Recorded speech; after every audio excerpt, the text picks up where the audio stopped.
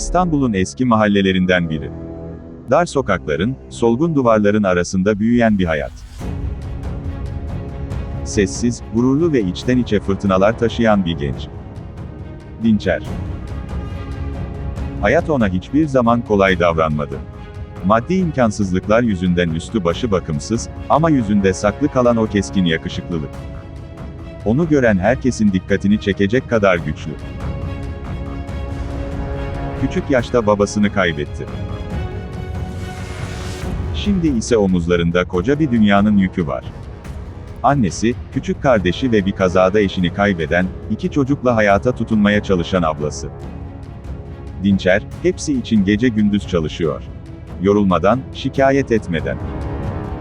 Sadece ayakta kalmak için değil, sevdiklerini ayakta tutmak için. Ve bir de Asiye. İstanbul'un en zengin ailelerinden birinin kızı. Ama ihtişamlı hayatın içinde kaybolmuş bir ruh. Gösterişten uzak, kalabalıklar içinde yalnız kalmayı öğrenmiş bir kadın. Ailesinin büyük kızı olduğu için hep güçlü görünmek zorunda bırakılmış, çocukluğunu yaşamadan büyümüş.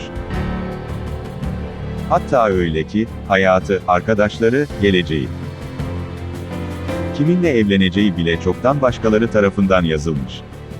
Asiye'nin hayata tutunduğu tek şey var. Çiçekler. Onlarla nefes alıyor, onlarla konuşuyor, onlarla yalnızlığını susturuyor. Ve bir gün, yağmurun İstanbul'u sessizce örttüğü bir akşamüstü.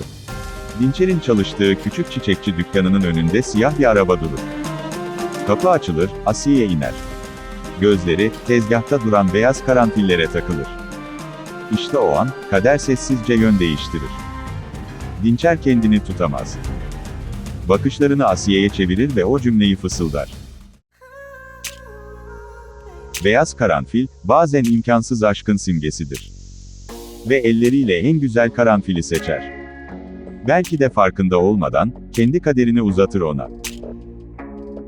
O günden sonra Asiye, sık sık o çiçekçiye gelmeye başlar. Dinçer ise mesafesini korur. Çünkü bilir. Onun dünyasıyla Asiye'ninki aynı gökyüzüne baksa bile, aynı hayat değildir. Ama kalp, sınır tanımaz. Günler geçtikçe aralarındaki bağ güçlenir. Sessiz bakışlar, yarım kalan cümleler ve giderek büyüyen bir aşk.